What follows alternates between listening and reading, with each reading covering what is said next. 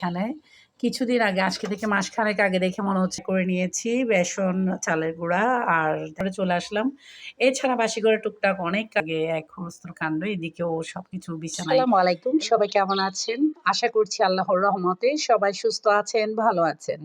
আলহামদুলিল্লাহ আমরাও ভালো আছি। আরো একটি নতুন ভিডিও দেখার জন্য আপনাদের সবাইকে আমন্ত্রণ জানাচ্ছি। আশা করছি আমার আজকের ভিডিওটিও আপনাদের খুব ভালো লাগবে। এই তো সকালবেলা চলে আসলাম ছাদে। আর সবসময়ের মতো আমার সাথে আমার আয়াত বুড়াটাও আছে। মা ছেলে হাঁটাহাঁটি করছিলাম ছাদে। আর এই তো ছাদের পাশে যে বিল, এখানে আগে মাছ চাষ করা হতো। সেই বিলে এত সুন্দর শাক হয়েছে। এটা কিন্তু হেলাঞ্চা শাকের সিজন চলছে। কচু গাছে কচুরলতি হয়। ছোট, ছোট কচুর ডিক হয়। কয়দিন পরে কচুর ফুল আসবে। এত সুন্দর লাগে। কচু ফুলে কিন্তু আলাদা একটা সুগন্ধ থাকে। তো এদিকে আমি মাধবীলতা ফুলগুলো দেখছিলাম। এক ঢালে ৩ কালারের ফুল। এত সুন্দর লাগছিল। আর চারিদিকে একদম ফুলে, ফুলে ভরে গিয়েছে। আরো ফুটবে এখানে। কিছুদিন আগে আজকে থেকে মাসখানেক আগে দেখে মনে হচ্ছে যেন গাছটা মরে গিয়েছে। আসলে না, গাছটা শীতের সময় এমনই হয়। তারপর আবার এটা ফুলে, ফুলে ভরে যায়। এখন সেই সিজনটা চলছে। একদম ফুলে, ফুলে ভরে আছে। দেখতে খুব সুন্দর লাগছে। ছাদে উঠলে দেখা যায় বা ঘরের গেট খুললে দেখা যায়। এমনিতে কিন্তু দেখা যায় না। তবে হ্যাঁ, এই ফুলটা সুন্দর কিন্তু কোনো সুগন্ধ নেই। এই জিনিসটা ভালো লাগে না। সুগন্ধ থাকলে ভালো লাগে। তো যা হোক হাসনা-হেনা তো আছেই। আর আগে আমার ছাদ ভর্তি ফুল ছিল। এখন একটাও ফুলের গাছ নেই, কোনো গাছই নেই। তো যা হোক এখান থেকে আমি একটা ফুল ছিঁড়ে নিলাম। এটাতে এক ঢালে ৩ কালারের ফুল। এটা আয়াত আমার হাত থেকে নিয়ে আমার চুলে পরিয়ে দিল আরকি। এমনিতেই তো আয়াত সবসময় ফুল দিতে পছন্দ করে আমাকে। ও যেখানেই যাক আমার জন্য ফুল নিয়ে আসবে। বিশেষ করে আমাদের আকবর্ষা মসজিদ এরিয়ায় প্রচুর ফুলের গাছ, বিভিন্ন ফল-ফলাদির গাছ। ও আমার জন্য ফুল আনবেই আনবে। তো এদিকে আমি হেঁটে, হেঁটে গাছটা দেখছিলাম। আর এই ছাদের এই কোণায় কিছু পাথর ভাঙা রেখেছিলাম। এগুলোতে মাঝে, মাঝে ইঁদুর হয়। এগুলো পরিষ্কার করতে হয়। তো এই তো আমি দেখছিলাম চারপাশটা আর কচি, কচি সবুজ পাতাগুলো দেখতে খুব ভালো লাগছিল। এগুলো দেখলে না সকালবেলা ছাদে উঠে ১০-১৫ মিনিট একটু হাঁটাহাঁটি করলে মনটা একদম ফ্রেশ হয়ে যায়। আর মনে, মনে সারাদিন কি করব কাজের রুটিনটা গুছিয়ে ফেলি। যদিও বা রুটিন বরাবর কাজ হয় না। কিছু বেগুন ছিঁড়ে নিলাম ছাদ বাগান থেকে আর কিছু আলু কেটে রেখেছি। আলু বেগুন আলাদা করে ফ্রাই করে নিয়েছি। বেসন, চালের গুঁড়া আর দেখা যাচ্ছে কি আম কি বলে কর্নফ্লাওয়ার এগুলো দিয়ে একটু মরিচ, হলুদ গুঁড়া, লবণ এগুলো দিয়ে ভাজা করে নিয়েছি। এভাবে করে দিয়ে ওরা খিচুড়ি খেতে খুব পছন্দ করে। আলুটা খাবে আজান আর বেগুনটা খাবো আমরা। যেহেতু অ্যালার্জির জন্য বেগুন খাই না। অন্যদিকে বেশ কিছু সময় নিয়ে ছাদে বসে, বসে আয়াতকে নিয়ে থানকুনি পাতা তুলেছি অনেকগুলো। এই থানকুনি পাতা হয়ে ভরে গিয়েছে কিন্তু উঠানোর কষ্টে উঠানো হয় না। কারণ অনেক সময় লেগে যায়। তবে রান্না ভর্তা করলে খুব মজা। তার চাইতেও বেশি মজা যদি পাঁচমিশালি পাতলা সবজি করা হয় যেটাকে আমরা চট্টগ্রামের ভাষায় বলি পাঁচন বা শাকের মধ্যে দিলে ভালো লাগে। তো এখানে কিছু লাউ শাক ছিল। লাউ গাছগুলো একদম মড়ো, মড়ো হয়ে গিয়েছে। নতুন চারা উঠছে। তো ভাবলাম উঠিয়ে ফেলি কতটুকু পাওয়া যায় দেখি। অন্যদিকে বসে শাক কুটছিলাম। এদিকে দেখা যাচ্ছে পাখিগুলো কিচিরমিচির করেই যাচ্ছিল। মাঝে, মাঝে আয়াত ওদেরকে একটু, একটু ছোটখাটো ধমক দিচ্ছে, "এই পচা ছেলে, এই পচা মেয়ে কেন চিৎকার করছো?" ওর কথা শুনে তো আমি হাসতে, হাসতে শেষ। আয়াত যেখানে সেখানে হাসি ঠাট্টা চলবে। অন্যদিকে রান্নাঘরে চলে আসলাম। এছাড়া বাসি ঘরে টুকটাক অনেক কাজ থাকে কিন্তু ১ টা ২ টা না প্রচুর কাজ থাকে। তো চিলি ফ্লেক্স করে নিচ্ছি শেষের দিকে প্রায়। তো রমজানে শেষ হয়ে গিয়েছিল। আ মানে অনেকটুকু লেগেছে। শেষ হয়নি, আছে এখনো একটু। তো অন্যদিকে গত বছরের ফ্রোজেন করা টমেটোর মধ্যে এটাই লাস্ট প্যাকেট ছিল। এটা দিয়ে কিছু সস বানিয়ে নেব। আর এই বছরের টমেটো এখনো ফ্রোজেন চলছে। আরো কিছু আনাবো। অনেকটুকু ফ্রোজেন করেছি। তো চিলি ফ্লেক্স গুলো একে, একে ভেজে নামাচ্ছি। অন্যদিকে ৪ টা মাছও ফ্রাই করেছি। আজকে কাজ একটু আগে-পিছে হযবরল হয়ে গিয়েছে। তো এখানে শেষের ব্যাচটা বসিয়ে দিলাম। পাশাপাশি আমি চিকন জিরা ভাজা করব। আর আপনার কিছু বাদাম ভাজা করব। পাশাপাশি পাঁচফোড়ন ভাজা করব। যেদিন ভাজার কাজ নেই সেদিন একসাথে অনেক কিছু ভাজাভাজি করি। তারপর একসাথে আলাদা, আলাদা করে ব্লেন্ড করে নিই। এদিকে চুলায় আগে থেকে বসিয়ে দিয়েছিলাম গরুর মাংস একদম ছোট, ছোট পিস করে। এখানে কলিজা ফ্যাপসা এগুলো সহজ ছিল। তো এটাকে একটু হতে সময় লাগবে যেহেতু সিলিন্ডারের চুলা। বসিয়ে দিলাম। অন্যদিকে আয়াত একদম চিৎকার চেঁচামেচি, "আম্মু, আম্মু আঙ্কেল এসেছে।" Plastic uncle. ও ডাকে প্লাস্টিক আঙ্কেল। আমি বললাম, "প্লাস্টিক আঙ্কেল কি আবার?" যে বিক্রেতা যেটা বিক্রি করে সেটা হচ্ছে ওর সেই আঙ্কেল। যেমন মাছওয়ালা আসলে মাছ আঙ্কেল, মুরগিওয়ালা আসলে মুরগি আঙ্কেল। এমন, এমন নাম বলে কি বলবো আমি। আমরা হাসতে, হাসতে শেষ। তো এদিকে ভাইয়াটার কাছ থেকেই আমরা সবসময় কিনি। খুবই ভালো। তো তো বিশেষ করে আয়াত এটা ওটা খেলনা নেওয়ার জন্য পাগলামি করে। এই খেলনাগুলো আমি বলি যে এগুলো টেকসই না, এগুলো কিনে কি লাভ?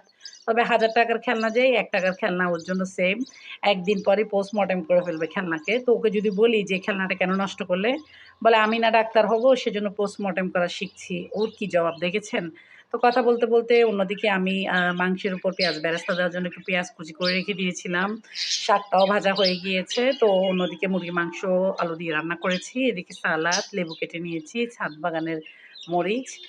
আর এদিকে লটিয়া শুটকির ভর্তা।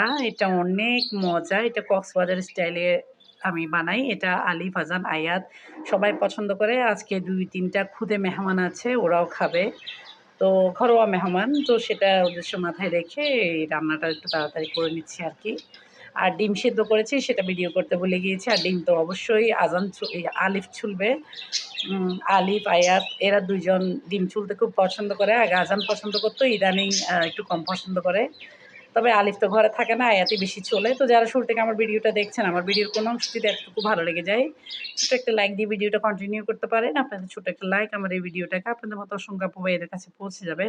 আমার চ্যানেলে কিন্তু অনেক আগে থেকে অসংখ্য ভর্তা, ভাজি, বিভিন্ন রকম কক্সবাজার স্টাইলের রান্নাবান্না, রেসিপি, ডেজার্ট, কেক, মিষ্টি অনেক কিছু শেয়ার করা আছে। আপনারা চাইলে আমার চ্যানেলে একটু ঘুরে আসতে পারেন। অনেক ধরনের রেসিপি পেয়ে যাবেন। সহজ রেসিপি। ভালো লাগলে ছোট একটা লাইক দিয়ে কন্টিনিউ করবেন।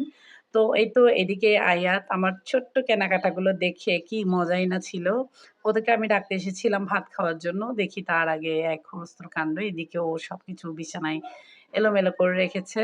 তো এদিকে ২ টা রুটির বক্স নিয়েছিলাম। আসলে এগুলো খুব দরকার ছিল আমার। বেশ কিছুদিন ধরে কিনবো করে কেনা হচ্ছিল না।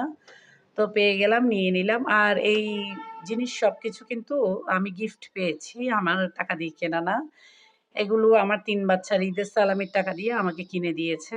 তো এই গিফটের মূল্য কোনো সীমা নেই, অমূল্য আরকি। তো ২ টা রুটির বক্স ২ কালারের নিয়েছি। একটা আয়াতের পছন্দ, একটা আমার পছন্দ। তো আমি খুলে বারবার দেখছিলাম এগুলোতে পরোটা বা উম রুটি রাখলে সুন্দর হবে। আমি চৌকো সাইজের আ চেয়েছিলাম কিন্তু চৌকো বক্স নাকি নেই। সবগুলো গোল। চৌকো হলে চৌকো পরোটা রাখলে একটু সুন্দর হতো।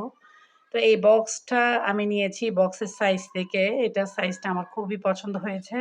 কিছু ফ্রোজেন করার জন্য পারফেক্ট। কিন্তু এই বক্সের একটা জিনিস আমার একদম পছন্দ হয়নি। কিনে আনার পর যখন আমি আমার ছেলে আজানকে দেখাচ্ছিলাম, আমার সামনে আজান বসা ছিল, ও ভিডিও করছিল। তখন ওকে বললাম, "কিছু জিনিস কিনলে আসলে দেখে বুঝে কেনা দরকার।" এই বক্সটা আমি বারবার আফসোস করছিলাম। এইটার ঢাকনাটা আমার পছন্দ হয়নি। কারণ ঢাকনাটা যদি ঠিক কাছাটার মতো এরকম প্লেন হতো, দেখা যাচ্ছে কোনো জিনিস ফ্রোজেন করলে স্পেসটা ভালো পাওয়া যেত। এখন ঢাকনাটা এতটা উঁচু, এটার কারণে অনেকটুকু জায়গা নষ্ট হবে। কি আর করা, ওদের পছন্দ মতো ওরা ডিজাইন করবে। আমার থেকে জিজ্ঞেস করে তা আর করবে না। তো আমি এটা দেখছিলাম। তো সাইজটা অনেক বড় আর ফ্রিজে রাখার জন্য অনেক সুবিধা হবে। এদিকে ২ টা বেবি মোড়া নিলাম। মোড়াগুলো কিন্তু পিচ্চি হলেও অনেক শক্ত আর অনেক মোটা। আমি তো ১ম ভেবেছিলাম ভেঙে পড়ে যাবে। তো দোকানদার ভাইয়া নিজেই এসে পার্কিংয়ে মোড়ার উপর দাঁড়িয়ে বলল, "এই মোড়ার উপর দাঁড়িয়ে নাচ করা যাবে।" আয়াতুকে একটু হালকা পাতলা নেচেও নিল। আমরা হাসতে শেষ। আর মোড়ার নিচের দিকে রাবার লাগানো ছিল। এটা সবচাইতে ভালো লেগেছে আমার। স্লিপ করবে না। তো এদিকে ২ টা চামচ নিলাম। চামচের শেপটা আমার খুব পছন্দ হলো। আর একটা কাপড় ধোয়ার ব্রাশ নিলাম। তো এই ব্রাশটা দেখে আয়াত বলছিল, "এটা দিয়ে কাপড় ধোয়ার দরকার নেই। এটা দিয়ে আমি আমার শরীর চুলকাবো। এটা আমার শরীর চুলকাতে খুবই আরাম লাগে এটা দিয়ে।" আমি হাসতে শেষ। পরে ওকে বললাম, "চুলকানি তো আছে লম্বা লাঠির মতো। ওগুলো বলোনি কেন?" ও বলল, "না, আমি এটা দিয়ে চুলকাবো।" ছোট বাচ্চা, ছোট আবদার আরকি। তো ওই জিনিসগুলো নিয়ে একদম দোকানদার হয়ে বসে পড়ল।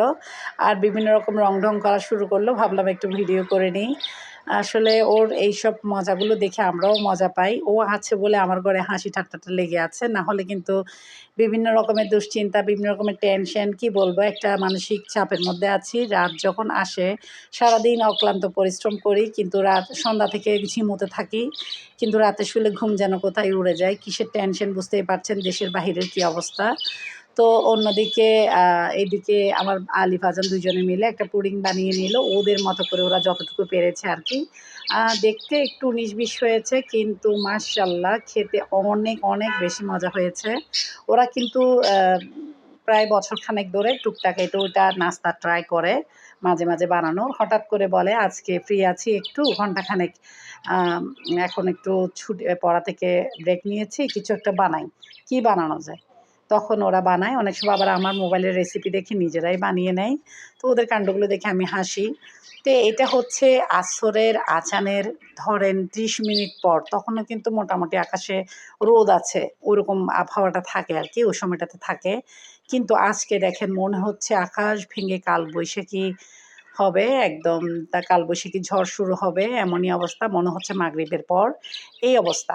এত সুন্দর আকাশের আবহাওয়াটা, ভয়ঙ্কর লাগলেও কিন্তু খুবই সুন্দর। আর এত সুন্দর ঠান্ডা বাতাস দিচ্ছিল। দিনের বেলা খুব রোদ ছিল। তো আলিফকে বললাম, "চল।" আলিফের সাথে আর ২ টা খুদে মেহমান ছিল। তো বললাম, "চলো আমরা সবাই মিলে একটু হেঁটে আসি।" হঠাৎ করে সবাই মিলে হাঁটতে বেরিয়ে পড়লাম। আর সবাই দোকান থেকে একটা চিপস নিল। হাঁটতে, হাঁটতে আমরা মাদারীপুলের রাস্তা পর্যন্ত চলে গিয়েছি। অনেকটুকু পথ হেঁটেছি। কিছুক্ষণ আলো হয়, আবার কিছুক্ষণ আঁধার, কিছুক্ষণ আলো হয়, কিছুক্ষণ আঁধার। এক অদ্ভুত মিশ্র আবহাওয়া। খুব ভালো লাগছিল সত্যি। আবহাওয়াটা এখন মিস করছি যখন ভয়েস দিচ্ছি। খুব সুন্দর লাগছিল।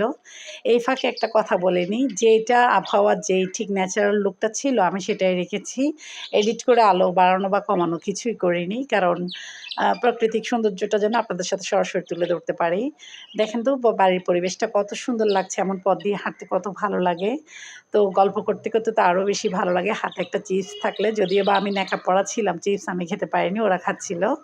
তো এ ফাঁকে একটা কথা বলে নিই, যারা আজকে ১ম আমার ভিডিওটা দেখছেন, আমার ভিডিওর কোনো অংশ যদি এতটুকু ভালো লেগে যায়, পরবর্তীতে নতুন ভিডিও বা ব্লগ ভিডিও, রেসিপি দেখতে চান, তাহলে এখনই আমার চ্যানেলকে সাবস্ক্রাইব করে পাশে থাকা all button, bell button click করতে ভুলবেন না।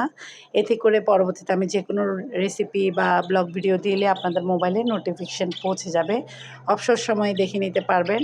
আর যারা শুরু থেকে এই কাজটা করে আমার চ্যানেলের সাথে আছেন বা নতুন, নতুন অ্যাড হচ্ছেন, সবাইকে অসংখ্য, অসংখ্য ধন্যবাদ।